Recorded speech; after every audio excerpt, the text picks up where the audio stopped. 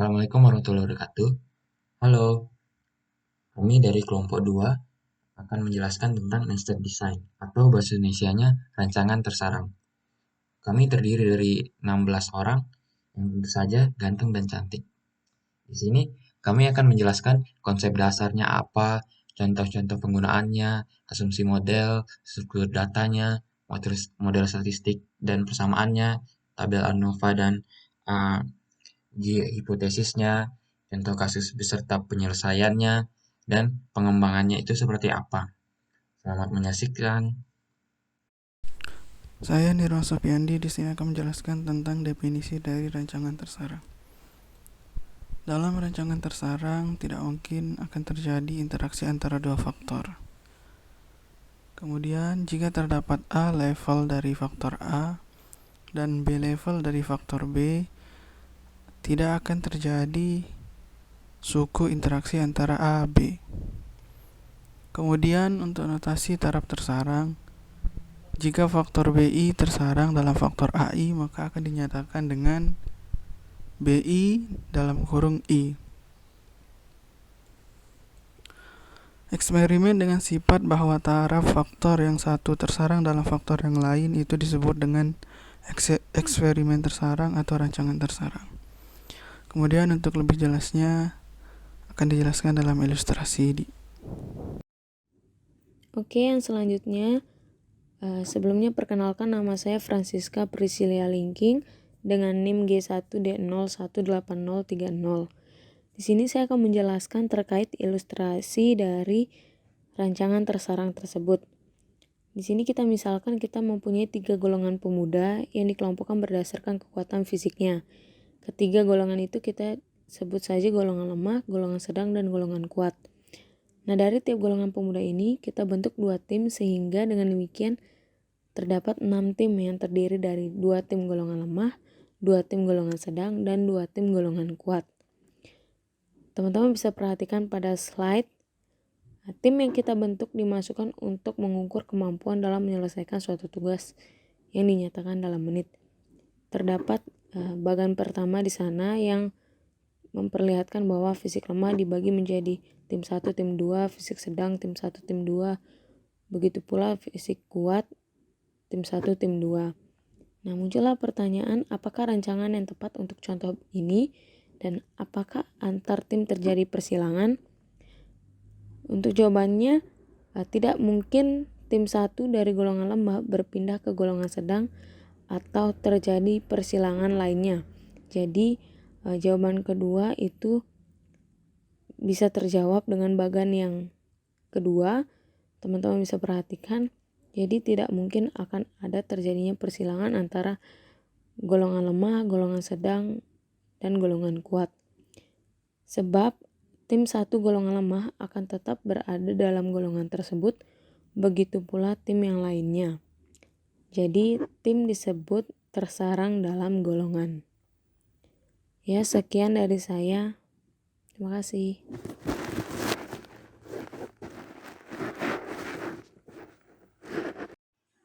Assalamualaikum warahmatullahi wabarakatuh. Saya Baik Mila Anggriani, NIM G1D017011. Selanjutnya, contoh penggunaan rancangan tersarang dalam kehidupan sehari-hari. Suatu perusahaan membeli bahan baku dari 3 supplier yang berbeda. Perusahaan tersebut ingin meneliti apakah kemurnian dari bahan baku tersebut sama untuk setiap supplier. 4 bat raw material dipilih secara random dari masing-masing supplier. Kemudian desain eksperimennya. Pertama, memilih 4 batch of raw material secara random untuk masing-masing supplier. Kedua, mengukur kadar kemurnian masing-masing batch sebanyak 3 kali.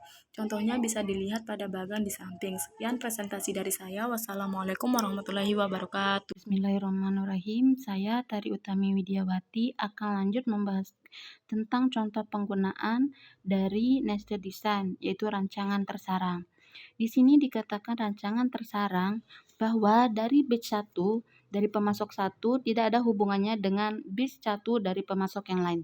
Begitu juga dengan batch 2 dari pemasok 1 itu tidak ada hubungannya dengan batch 2 dari pemasok yang lain, dan begitu pun sebagainya. Untuk Untuk lebih menekankan setiap pemasok itu berbeda, jadi di sini kita kasih nomor baru di setiap batch-nya. Contohnya yaitu dari pemasok 1 itu kita kasih nama batch-nya 1, 2, 3, 4, dan untuk pemasok 2 kita kasih nama batch-nya yaitu 5, 6, 7, 8, dan untuk pemasok ketiga di sini kita ganti batch-nya yaitu 9, 10, 11, dan 12. Seperti yang ada di gambar. Jadi untuk setiap batch-nya itu nomornya sudah berbeda. Itu menandakan bahwa hubungan dari antar batch-batch yang lain itu tidak ada hubungannya. Sekian, terima kasih.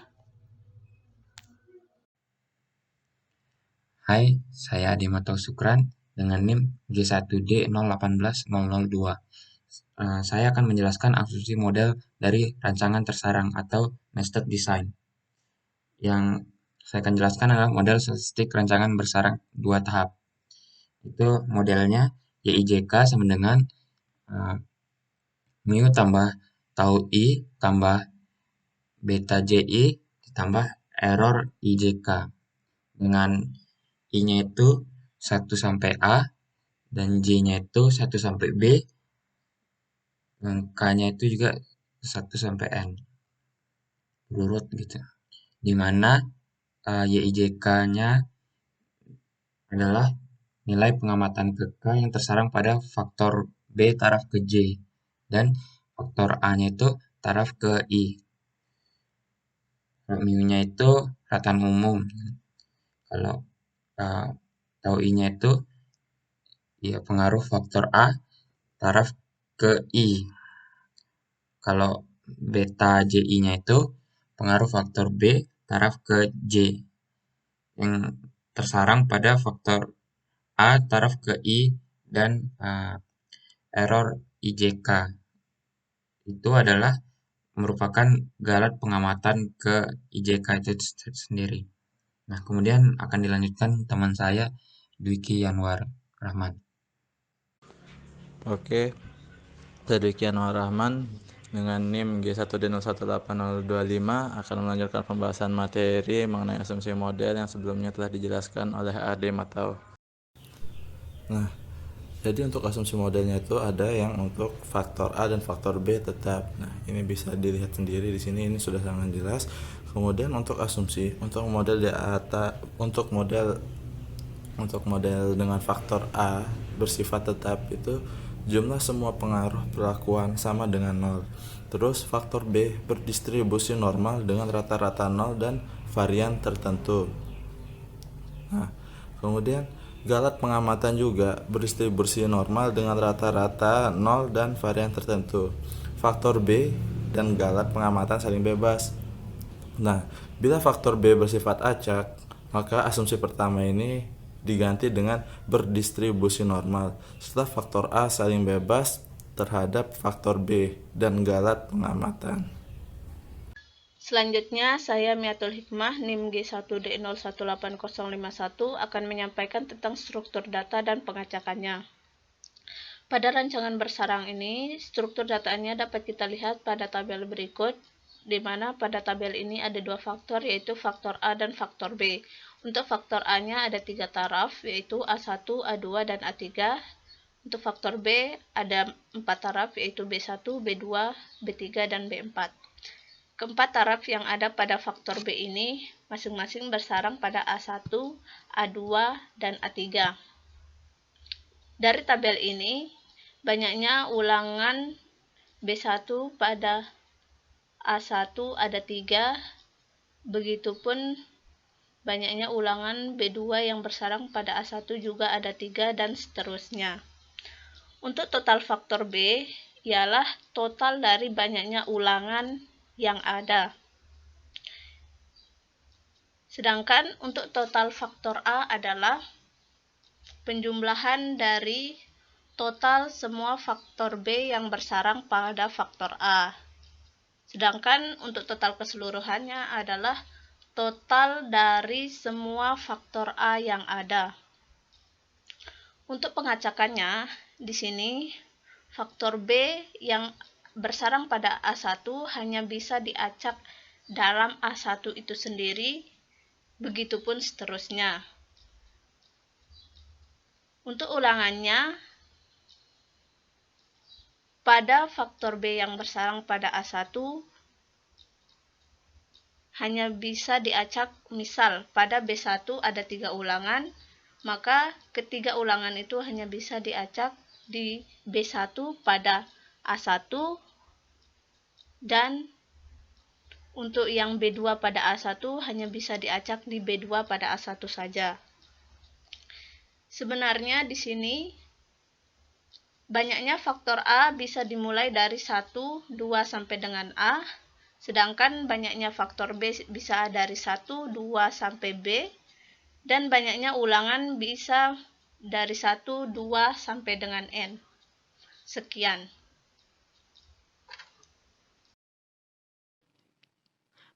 Assalamualaikum warahmatullahi wabarakatuh. Saya Linda Apriliana dengan NIM G1D018046. Di sini saya akan menjelaskan materi yang telah dijelaskan sebelumnya, yaitu struktur data dan pengacakannya. Nah, di sini ada desain tersarang 2 tahap. Kita ambil contoh.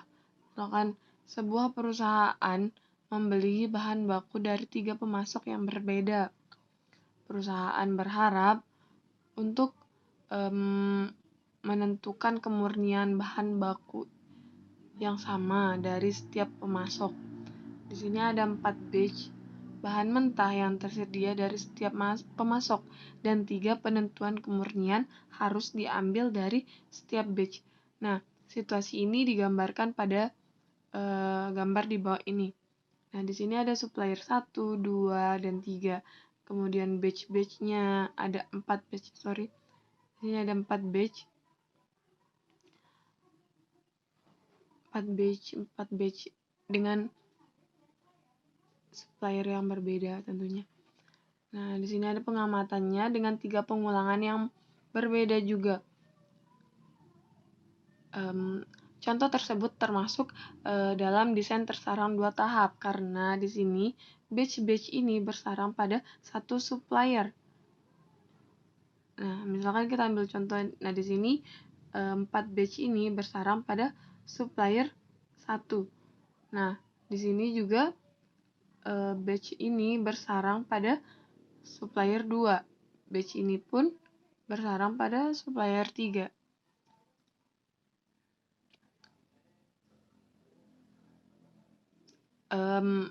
Untuk desain tersarang 2 tahap ini memiliki sifat yang sangat unik, yaitu untuk batch 1 pada supplier 1 tidak memiliki koneksi untuk supplier 2 dan 3 tentunya. Dan begitupun untuk batch 2 pada supplier 1 tidak memiliki koneksi untuk batch 2 pada supplier 2 dan 3. Dan begitupun seterusnya. Nah, untuk menekankan bahwa batch-batch tersebut memiliki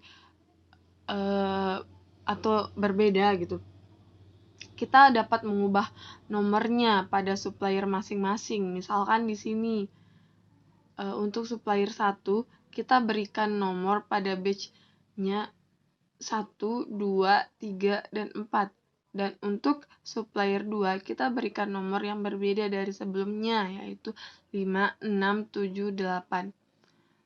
Dan begitupun yang supplier 3 kita berikan nomor yang berbeda juga untuk dapat membedakan batch-batch sebelumnya. Nah, mungkin hanya itu yang dapat saya sampaikan. Kurang lebihnya mohon maaf. Sekian dan terima kasih. Wassalamualaikum warahmatullahi wabarakatuh. Saya Ika Fatmala akan menjelaskan model statistik linear desain bersarang.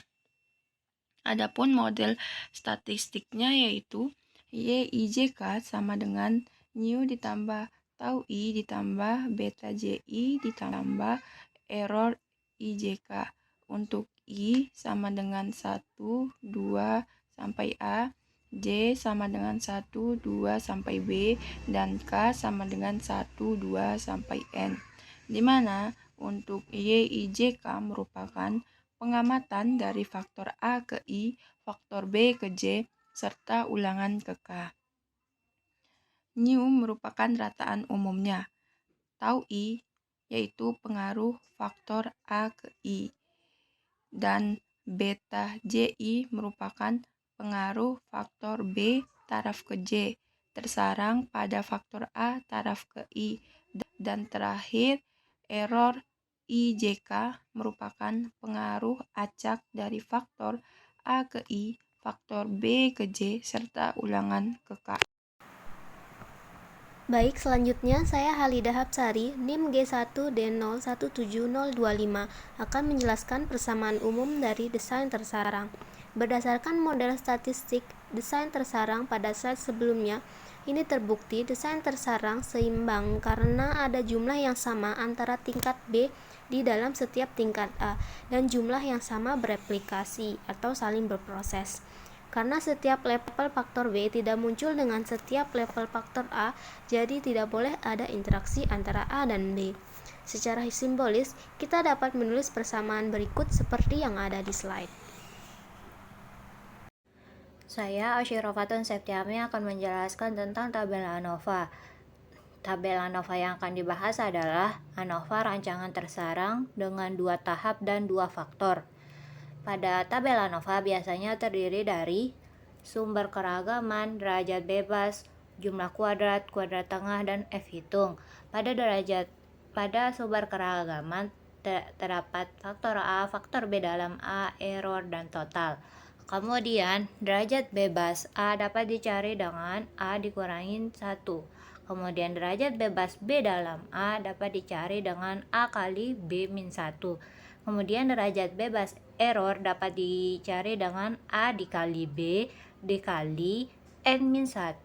Kemudian derajat bebas total dapat dicari dengan A kali B kali N dikurangin 1. Kemudian dicari jumlah kuadrat pada tabel ini. Jumlah kuadrat yang pertama dicari adalah jumlah kuadrat total, yaitu dengan cara sigma I sama dengan 1 hingga A, sigma J sama dengan 1 hingga B, sigma K sama dengan 1 hingga N, Y, I, J, K kuadrat min dikurangin Y dot kuadrat per ABN. Kemudian dicari JKA. JKA dapat dicari dengan sigma I sama dengan 1 hingga A, Y, I dot kuadrat per BN dikurangin Y dot kuadrat per ABN. Setelah itu dicari jika B dalam A. Dapat dicari dengan sigma I sama dengan 1 hingga A, sigma J sama dengan 1 hingga B, YIJ dot kuadrat per N dikurangin YI dot kuadrat per BN. Kemudian dicari JK error atau JK galat. Dapat dicari dengan sigma I sama dengan 1 hingga A, sigma J sama dengan 1 hingga B, sigma K sama dengan 1 hingga N, YIJK kuadrat per N dikurangin sigma I sama dengan 1 hingga A, sigma J sama dengan 1 hingga B, YIJ dot kuadrat per N. Atau bisa juga menggunakan JKG sama dengan JKT dikurangin JKA dikurangin JKB dalam A. Kemudian dicari nilai kuadrat tengah, yaitu dengan cara membagi antara jumlah kuadrat dibagi dengan derajat bebas. Nah, untuk mencari kuadrat tengahnya A, yaitu dengan membagi JKA dibagi dengan DBA. Kemudian untuk mencari KT B dalam A, yaitu dengan cara membagi antara JKB dalam A dibagi dengan DBB dalam A. Kemudian dicari kuadrat tengah untuk error ini dapat dilakukan dengan membagi antara JKG dibagi dengan DBG. Selanjutnya akan dibahas F-hitung. F-hitung ini digunakan untuk menarik kesimpulan apakah lebih dari F-tabel atau kurang dari F-tabel. Dalam faktor A, F-hitungnya adalah membagi antara JKA dibagi dengan JKG.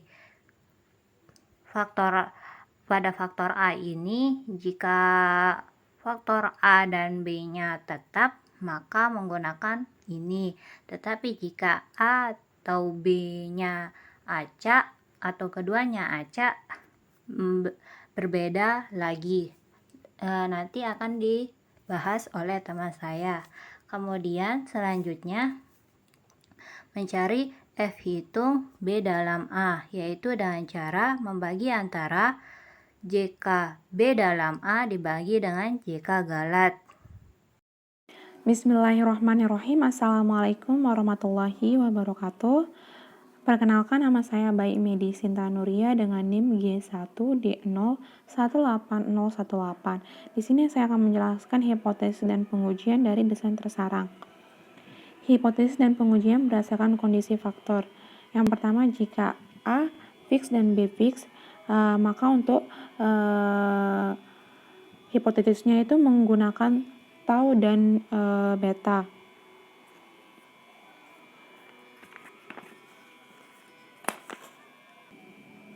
Hipotesis untuk perlakuan A menggunakan tau, maka F hitungnya itu adalah MSA per MSE. Nah, untuk hipotesis perlakuan B dalam setiap level A, maka F hitungnya MSB dalam A per MSE. Nah, untuk jika A fix dan B-nya random, maka hipotesisnya itu menggunakan tau dan sigma B. Untuk masing-masing F hitungnya bisa dilihat di sana. Untuk hipotesis A, F hitungnya sama dengan MSA per MS B dalam A. Sedangkan untuk hipotesis perlakuan B dalam setiap level A digunakan yaitu hipotesisnya itu adalah tau beta, maka F hitungnya sama dengan MSB dalam A per MSE. Faktor yang ketiga yaitu jika A random dan B random, maka digunakan hipotesisnya itu adalah sigma tau dan sigma beta. Maka F hitungnya bisa dilihat di sana. F hitungnya itu kita bisa lihat sama dengan yang di fix dan randomnya. Nah, untuk kriteria keputusan tolak H0 jika F hitung lebih besar dari F tabel. Untuk faktor A sama dengan F tabel sama dengan F alpha dBA dan dB galat. Nah, untuk faktor B dalam setiap level A sama dengan F alpha dB B dalam A dan dB galat. Nah, untuk kesimpulannya, apabila F hitung lebih besar dari F tabel, maka tolak H0.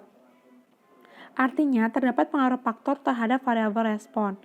Nah, yang kedua itu apabila F hitung kurang dari F tabel, maka terima H0, artinya tidak terdapat pengaruh faktor terhadap variabel responnya. Bismillahirrahmanirrahim. Assalamualaikum warahmatullahi wabarakatuh. Saya Mulia Sri Huda Arizal, NIM G1D018056. Baik, langsung saja di sini saya akan menjelaskan bagian contoh kasus yang pertama. Kasusnya sebagai berikut. Terdapat sebuah perusahaan yang membeli bahan baku dalam batch dari 3 pemasok yang berbeda. Kemurnian bahan baku ini sangat bervariasi dan menyebabkan masalah dalam manufaktur produk terjadi. kita akan menentukan apakah variabilitas dalam kemurnian disebabkan oleh perbedaan di antara pemasok atau tidak. Nah, terdapat 4 kumpulan bahan baku yang dipilih secara acak dari setiap pemasok dan 3 penentuan kemurnian yang dibuat pada setiap batch. Atau lebih jelasnya, terdapat sebuah perusahaan yang akan membeli bahan baku yang akan mereka olah dari 3 pemasok yang berbeda, di mana setiap pemasok ini membawa 4 jenis bahan baku yang dipilih secara acak, dan 4 jenis bahan baku ini merupakan faktor B dan faktor A-nya yaitu pemasok yang sudah ditetapkan oleh perusahaan. Nah, untuk mempermudah, kita dapat merepresentasikan kasus tersebut dalam bentuk bagan sebagai berikut, di mana untuk kotak-kotak pertama yang paling atas merupakan suppliers atau pemasok atau faktor A-nya, kemudian di bawahnya bersarang faktor B yang terdapat dalam faktor A, itu merupakan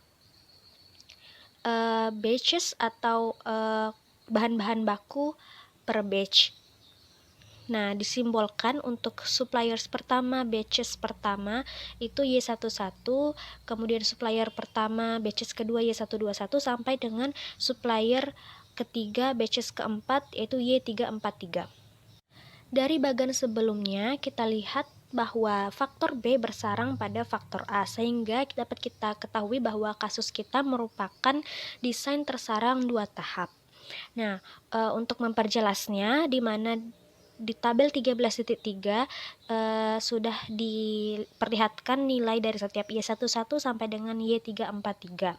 Di tabel ini juga dilihatkan total untuk setiap batches-nya itu ya atau disimbolkan dalam YIJ dot, memiliki nilai 0, min 9 sampai dengan 6 untuk supplier ketiga batches keempat.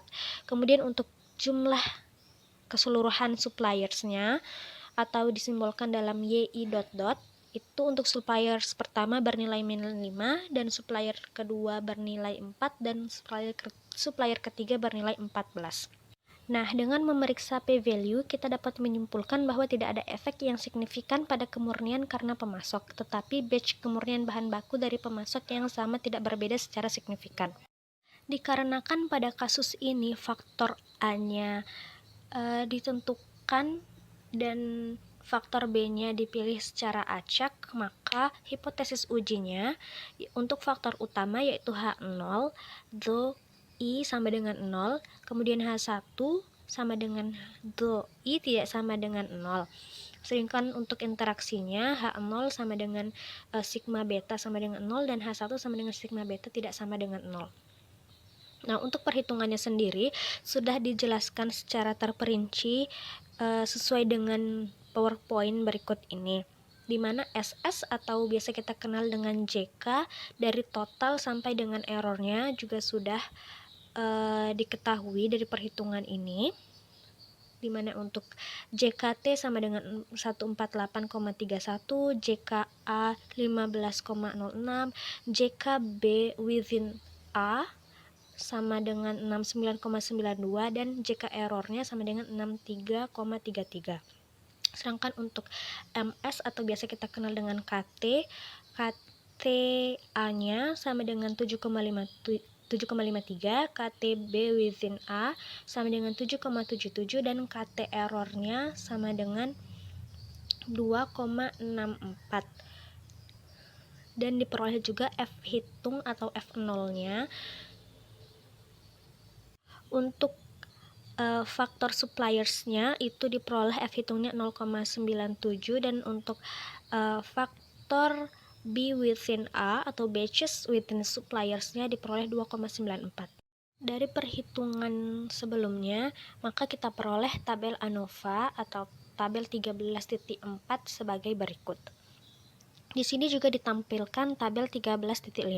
Tetapi tabel 13.5 ini merupakan bentuk tabel yang salah untuk tabel ANOVA desain tersarang 2 tahap.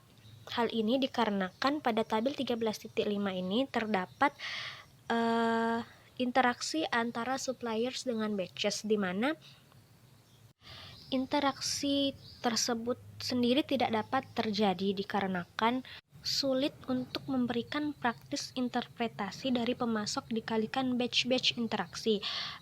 Contohnya misalnya nih, interaksi yang signifikan berarti efek pemasok tidak konstan dari batch ke batch gitu, karena kan batch atau faktor B-nya itu bersarang di bawah faktor A, atau faktor bahan-bahan bakunya itu terdapat atau bergantung pada faktor pemasoknya.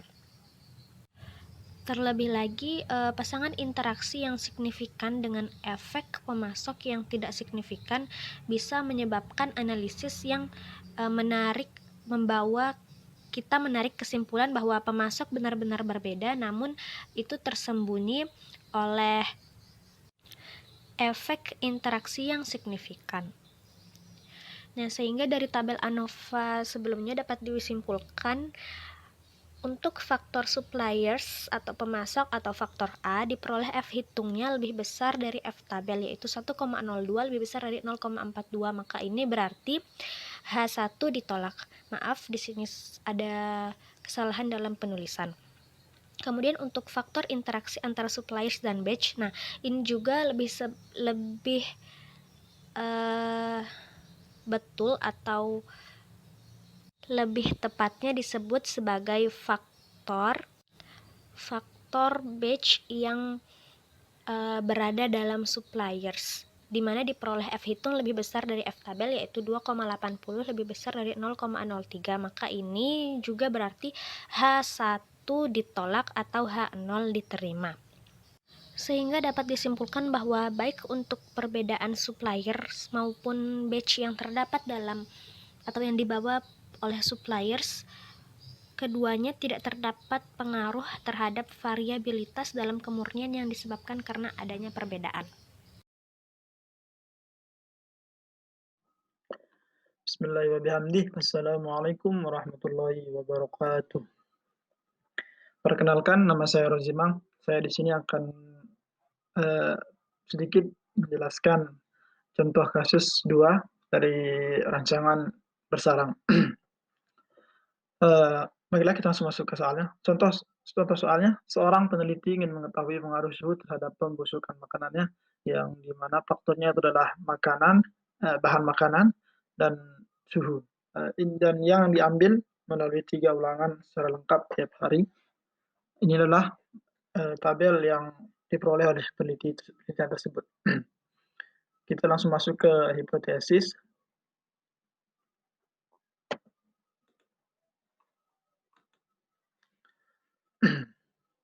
Hipotesis faktor V atau faktor bahan H0 akan diterima apabila A1 lambda I sama dengan 0 atau F hitungnya itu lebih besar daripada F tabel. Sedangkan H0 akan ditolak atau H1 akan diterima apabila lambda I tidak sama dengan 0 atau F hitungnya itu kurang dari atau lebih kecil daripada tabelnya. Nilai tabel. Faktor kedua yaitu faktor T terhadap P atau faktor suhu terhadap bahan makanan. H0-nya akan diterima apabila beta I sama dengan 0 atau F hitungnya itu lebih besar daripada F tabelnya. Sedangkan untuk H0-nya ditolak atau H1 diterima apabila beta I tidak bernilai 0 atau F hitungnya itu lebih kecil daripada F tabel. Kita langsung masuk ke perhitungannya.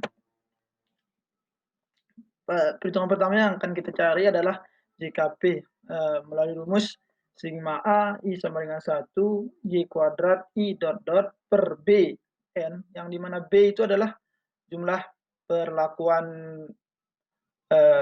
dari suhu dan N-nya itu adalah jumlah perulangannya. Yang dikurangi Y kuadrat dot dot dot per A BN, yang dimana A itu adalah jumlah perlakuan dari bahan, sedangkan B itu tadi adalah jumlah perlakuan daripada suhu, dan N adalah jumlah perulangannya. Yang setelah kita lihat dari tabel, angka-angkanya kita ambil, kita masukkan ke sini, dan kita melakukan perkurangan dan nilainya kita dapatkan adalah 347,24. Ini adalah nilai yang kita dapat untuk JKP setelah melakukan perhitungan. Untuk JKTP-nya, rumus yang kita pakai adalah sigma A I sama dengan 1, sigma B J sama dengan 1, Y kuadrat I J dot per N, yang dimana tadi N itu adalah jumlah perulangan, dan dikurang Y kuadrat I dot per BN. Setelah kita masukkan nilainya, kita melakukan operasi dan didapatkan 129,19. Ini adalah nilai dari JKTP. Untuk JKG-nya bisa kita cari dengan cara sigma A I sama dengan 1, sigma B J sama dengan 1, dan sigma K sama dengan sigma N K sama dengan 1 yang dot Y kuadrat I JK dikurangi sigma A I sama dengan 1, sigma B J sama dengan 1, Y kuadrat I J dot per N, yang dimana tadi N-nya adalah jumlah perulangan. Setelah kita masukkan nilainya, kita dapatkan nilai akhirnya adalah 470,19. Ini adalah nilai dari JKG. Setelah masuk ke pencarian JKT, untuk mencari JKT, kita bisa menggunakan rumus sigma A I sama dengan 1, sigma B J sama dengan 1, dan sigma N K sama dengan 1, Y kuadrat I JK dikurangi Y kuadrat dot per ABN, yang dimana tadi A-nya adalah jumlah perlakuan daripada bahan, dan B-nya adalah jumlah perlakuan daripada suhu, dan N adalah jumlah perulangan. Setelah kita masukkan angka-angkanya, kita dapatkan nilainya 946,9117. Ini adalah nilai dari JKT. Kita langsung masuk ke tabel ANOVA-nya. Tabel ANOVA DB V kita dapatkan dari jumlah perlakuan V dikurangi 1, maka nilainya adalah 2. Dan seterusnya dengan TP dicari dengan cara jumlah perlakuan suhu dikali dengan jumlah perlakuan P dikurangi dengan 1, maka hasilnya adalah 6. Dan untuk galat, jumlah perlakuan A atau jumlah perlakuan bahan dan suhu itu dikali dan dikali dengan N-1 atau jumlah perulangan dikurangi 1, maka hasilnya adalah 16. Dan untuk total DB totalnya itu kita dapatkan dengan mengkalikan 3 perulangan, perlakuan bahan, dan perlakuan suhu itu dikurangi dengan 1, maka hasilnya adalah 26. Untuk JK-nya itu, JKP sudah kita dapatkan dari perhitungan di atas, tinggal kita masukkan sampai dengan JKT-nya. Ini adalah nilai yang kita dapatkan tadi dari hasil perhitungan di atas. Untuk KT-nya itu kita dapatkan, KTP kita dapatkan dengan cara JKP dibagi dengan DB dari P. Ini adalah hasil yang kita dapatkan, itu 173,6203. Ini adalah nilai yang kita dapatkan KT dari KTV. Untuk KTTV-nya kita dapatkan 21,5799 didapatkan dari ini KTV dibagi dengan DB dari TV, maka hasilnya adalah ini. Dan untuk KTV galatnya itu KTG kita dapatkan dari JKG dibagi dengan DP galat, maka hasilnya adalah ini. Sedangkan untuk mencari F hitungnya itu kita dapatkan dengan cara KTV dibagi dengan KTG, maka hasilnya adalah seperti ini. Jika teman-teman masih ragu, bisa kalau teman-teman operasikan, yaitu ini dibagi dengan ini, maka hasilnya adalah ini. Begitupun juga dengan F hitung dari TV bisa didapatkan dari ini KTTV dibagi dengan KTG, maka hasilnya adalah ini. Dan untuk F tabelnya itu bisa kita dapatkan dari tabel yang sudah ada, yaitu tabel yang sudah beredar. Oke, cukup untuk perhitungannya, kita langsung masuk ke kesimpulannya. Untuk kesimpulan yang didapatkan dari hasil ANOVA di atas, kita dapat menarik kesimpulannya sebagai berikut. Karena F hitung dari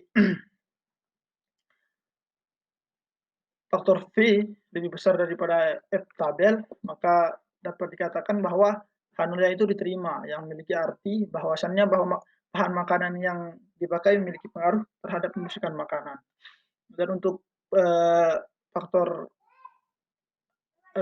T terhadap V atau suhu terhadap bahan itu, kita dapatkan F hitungnya itu kurang dari F tabel, maka itu berarti bahwa H0-nya itu ditolak atau H1 diterima, yang memiliki arti bahwasannya suhu tidak berpengaruh terhadap proses pembusukan.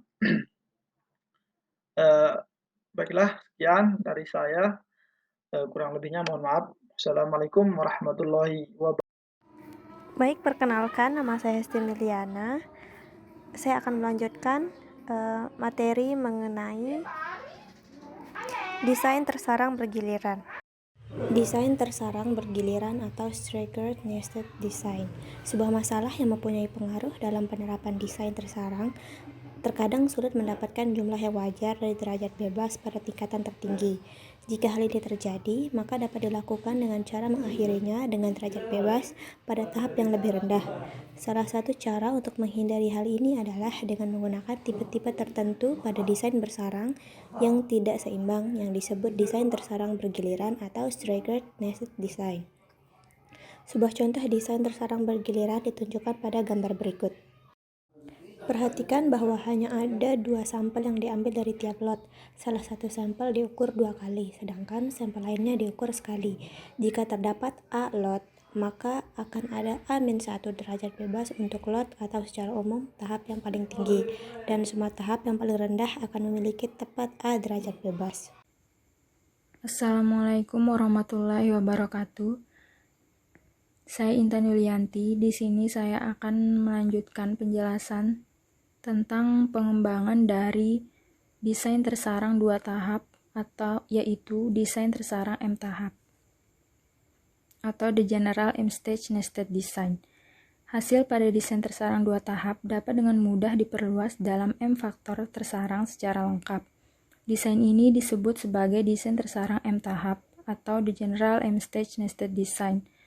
Untuk desain tersarang 3 tahap sebagai pengembangan dari desain tersarang 2 tahap, modelnya dapat dilihat seperti pada slide, yaitu YIJKL sama dengan mu plus tau I plus beta JI plus gamma KIJ plus epsilon IJKL. Dengan I sama dengan 1 sampai A, J sama dengan 1 sampai B, K sama dengan 1 sampai C, dan L sama dengan 1 sampai N. Di mana YIJKL merupakan pengamatan ke L pada faktor C taraf ke K, yang tersarang pada faktor B taraf ke J dan faktor A taraf ke I. Mu merupakan rataan umum, tau I merupakan pengaruh faktor A taraf ke I, beta JI merupakan pengaruh faktor B taraf ke J yang tersarang pada faktor A taraf ke I, gamma KIJ merupakan pengaruh faktor C taraf ke K yang tersarang pada faktor A taraf ke I dan B taraf ke J. Terakhir, epsilon IJKL merupakan komponen galat pengamatan ke IJKL. Perhitungan sum of square dan analisis varians untuk desain tersarang M tahap serupa dengan analisis yang disajikan dalam desain tersarang 2 tahap. Sebagai contoh, analisis varian untuk desain tersarang 3 tahap diringkas dalam tabel berikut.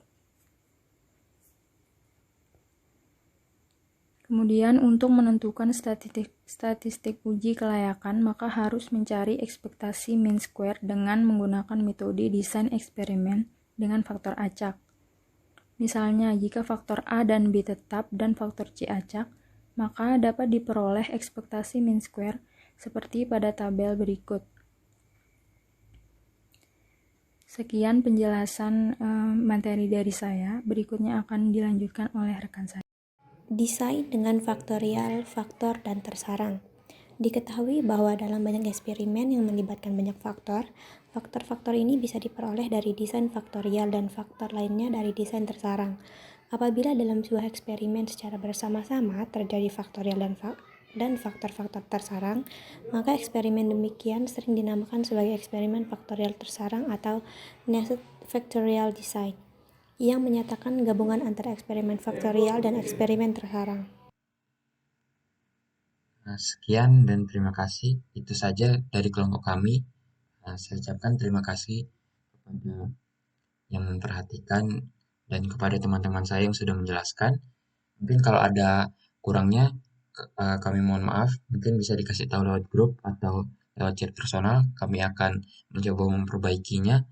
Atau jika ada pertanyaan juga silakan lewat grup atau chat personal. Kami akan berusaha menjawabnya. Ini itu saja.